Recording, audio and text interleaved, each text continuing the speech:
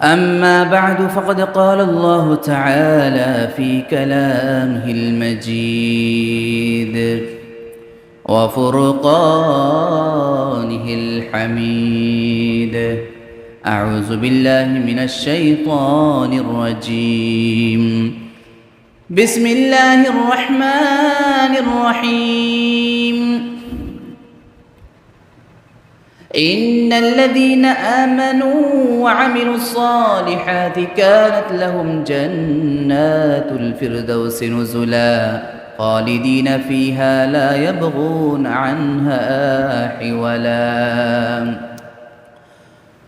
وعن أنس بن مالك رضي الله تعالى عنه قال قال رسول الله صلى الله عليه وسلم: آتي باب الجنة يوم القيامة فأستفتح فيقول الخازن: من أنت؟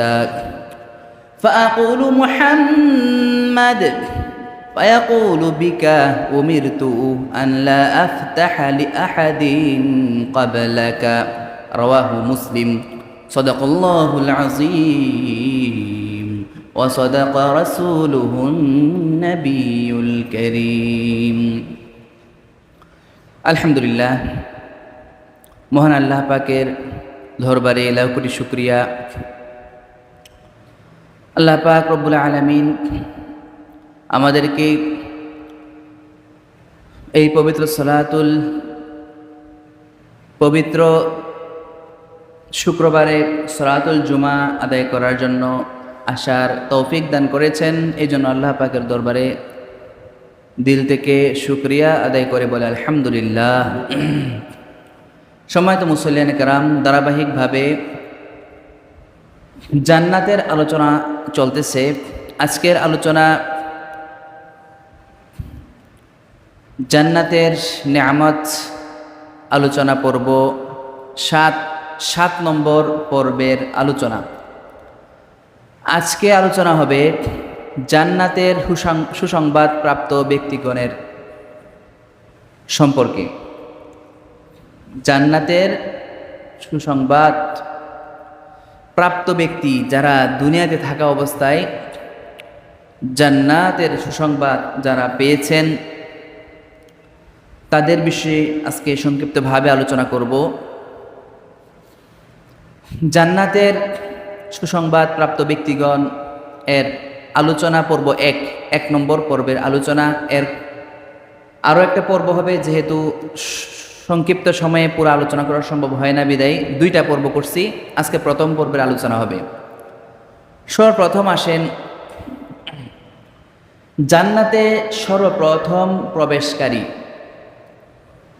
আল্লাহ তাআলা মুমিনদেরকে পুরস্কার হিসেবে যে জান্নাত রেখেছেন, এই জান্নাতে সর্বপ্রথম আল্লাহ তাআলা কাকে প্রবেশ করাবেন? সর্বপ্রথম জান্নাতে প্রবেশ করবেন তিনি হলেন আমাদের প্রিয় নবী মুহাম্মদুর রাসূল সাল্লাল্লাহু আলাইহি ওয়াসাল্লাম। সবাই পড়ি, দরুদ পড়ি, সাল্লাল্লাহু আলাইহি ওয়াসাল্লাম। তিনি সর্বপ্রথম জান্নাতে প্রবেশ করবেন। আল্লাহ তাআলা উনাকে সর্বপ্রথম জান্নাতে প্রবেশ করার অনুমতি দিবেন, তিনি সর্বপ্রথম জান্নাতে প্রবেশ করবেন। মুসলিম শরীফের হাদিসটা বর্ণিত আছে হযরত আনাস ইবনে মালিক রাদিয়াল্লাহু তাআলা থেকে বর্ণিত।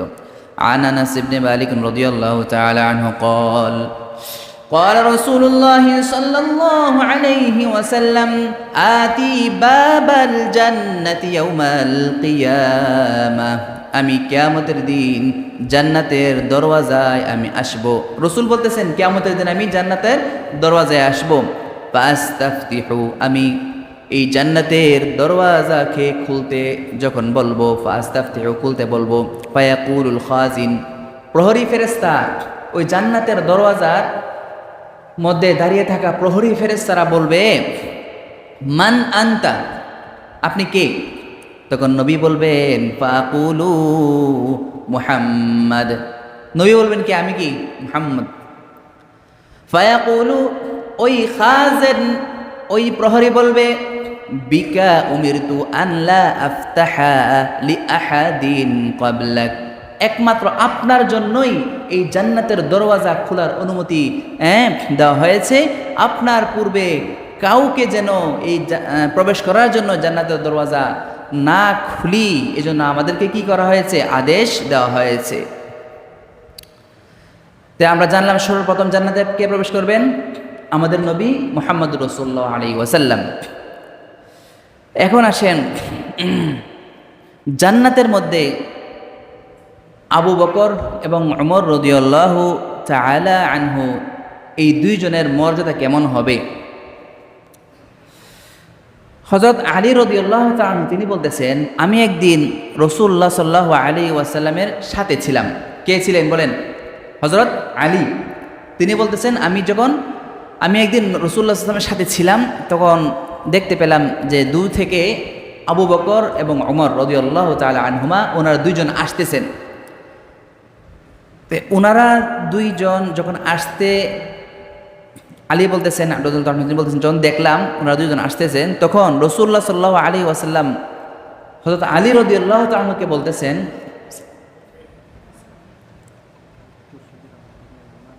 জি জি ঠিক আছে, আচ্ছা ঠিক আছে, আচ্ছা ঠিক আছে ইনশাআল্লাহ। যাই হোক, যারা বলতেছিলাম, এই হযরত আলী রাদিয়াল্লাহু তাআলা আনহুকে রাসূলুল্লাহ সাল্লাল্লাহু আলাইহি ওয়াসাল্লাম বলতেছেন, ওই যে আবু বকর উমর আসতেছে, তারা দুজনেই বৃদ্ধ বয়সে মৃত্যুবরণকারী মুসলমানদের নেতা হবে। যারা বৃদ্ধ বয়সে মারা যাবে, ওই মুসলমানদের নেতা হবে জান্নাতে। যারা জান্নাতে হবে, বৃদ্ধ অবস্থায় মারা গিয়ে যারা জান্নাতে যাবে, তাদের নেতা হবে কি, হযরত আবু বকর এবং হযরত কি উমর রাদিয়াল্লাহু তাআলা আনহুমা। শুধু এই উম্মতের না, আগের উম্মতের, আদম থেকে শুরু করে কিয়ামতের আগ পর্যন্ত যত বৃদ্ধ মানুষ আছে জান্নাতে যাবে, তাদের নেতা হবে কি, আবু বকর এবং উমর রাদিয়াল্লাহু তাআলা আনহুমা। একমাত্র নবী রাসূল ছাড়া, নবী রাসূল বাদ দিয়ে মুরব্বীরা যারা মারা যাবেন, জান্নাতে যাবেন, তাদের নেতা হবে। এখন আসেন আশারায়ে মুবাশশারায়ের আলোচনা। 10 জন জান্নাতের সুসংবাদ প্রাপ্ত সাহাবী, যাদেরকে নবী দুনিয়াতে থাকা অবস্থায় জান্নাতের সুসংবাদ দিয়েছেন। রাসূলুল্লাহ সাল্লাল্লাহু আলাইহি ওয়াসাল্লাম বলতেছেন, তিরমিজি শরীফের হাদিস, হযরত আব্দুর রহমান ইবনে আউফ রাদিয়াল্লাহু তাআলা থেকে বর্ণিত হাদিসটা, عن عبد الرحمن بن عوف رضي الله تعالى عنه قال قال رسول الله صلى الله عليه وسلم أبو بكر في الجنة، عمر في الجنة، عثمان في الجنة، علي في الجنة، طلحة في الجنة، زبير في الجنة، عبد الرحمن بن عوف في الجنة، سعد بن أبي وقاص في الجنة، سعيد بن الزبير في الجنة، أبو عبيدة بن الجراح في الجنة। رواه الترمذي। তিরমিজি শরীফের হাদিস, রাসূলুল্লাহ সাল্লাল্লাহু আলাইহি ওয়াসাল্লাম এই 10 জন সাহাবীকে দুনিয়াতে থাকা অবস্থায় জান্নাতের সুসংবাদ দিয়েছেন। এরপরও ওই সাহাবীরা জান্নাতের সুসংবাদ পায়া তারা কিন্তু খুশিতে আত্মহারা হয়ে যায় নাই। তারা তাদের কান্নাকাটি, রুনাজারি, ইবাদত বন্দেগী আরও কি বাড়িয়ে দিয়েছিলেন।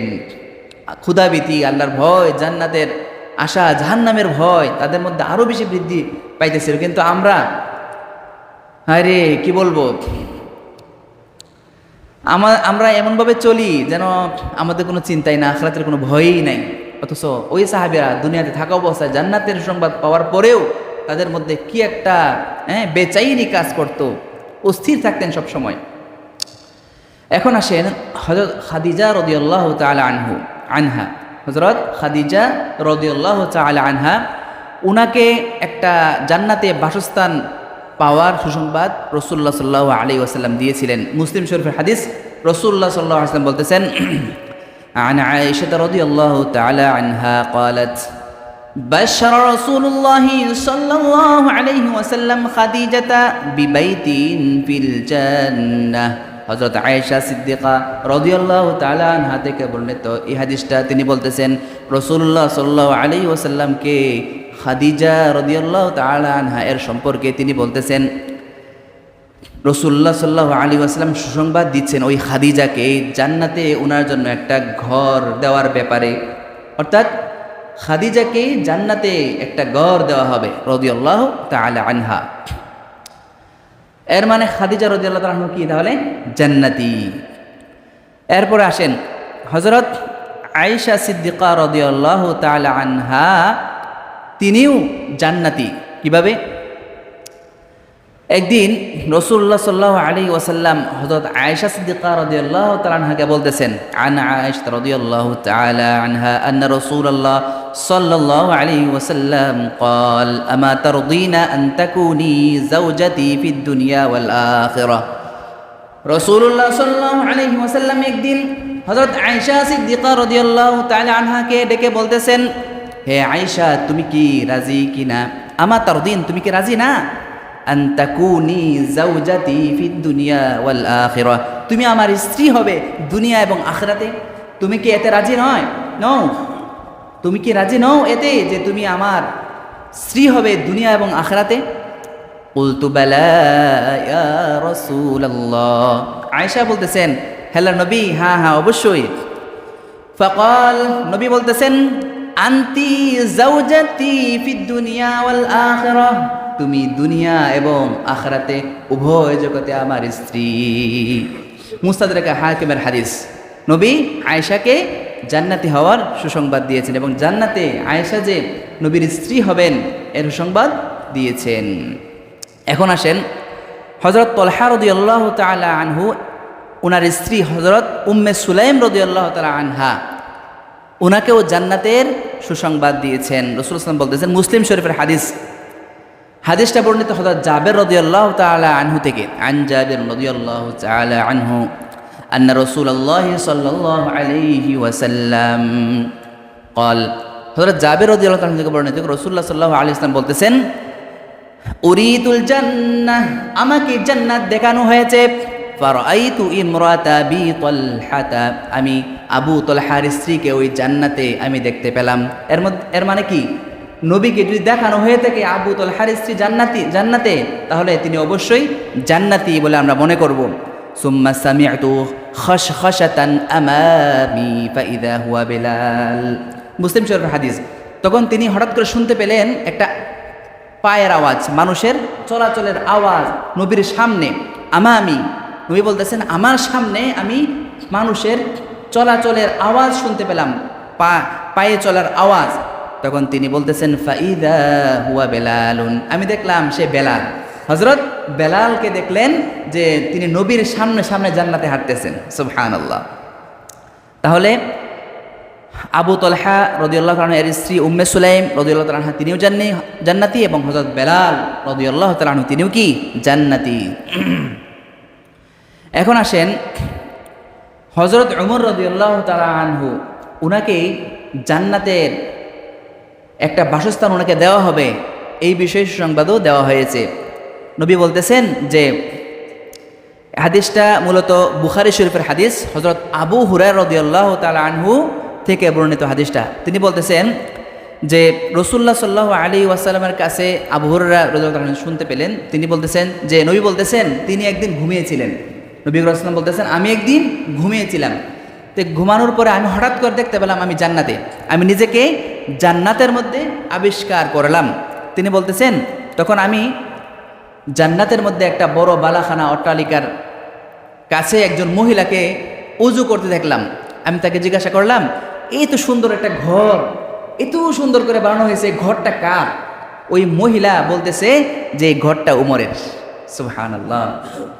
উমর রাদিয়াল্লাহু আনহুকে যে জান্নাতে যে ঘরটা দেওয়া হবে সেটাও নবী দেখেছেন। এখন আসেন সাদ ইবনে মুআজ, নবীর প্রিয় সাহাবী সাদ ইবনে মুআজ রাদিয়াল্লাহু তাআলা আনহু, তিনিও কি জান্নাতি। রাসূলুল্লাহ সাল্লাল্লাহু আলাইহি ওয়াসাল্লামের কাছে বুখারী শরীফের হাদিসটা বুখারী শরীফে আছে। বুখারী শরীফের হাদিস, রাসূলুল্লাহ সাল্লাল্লাহু আলাইহি ওয়াসাল্লামের কাছে একদিন রেশমি কাপড় আনা হলো। কি কাপড় বলেন?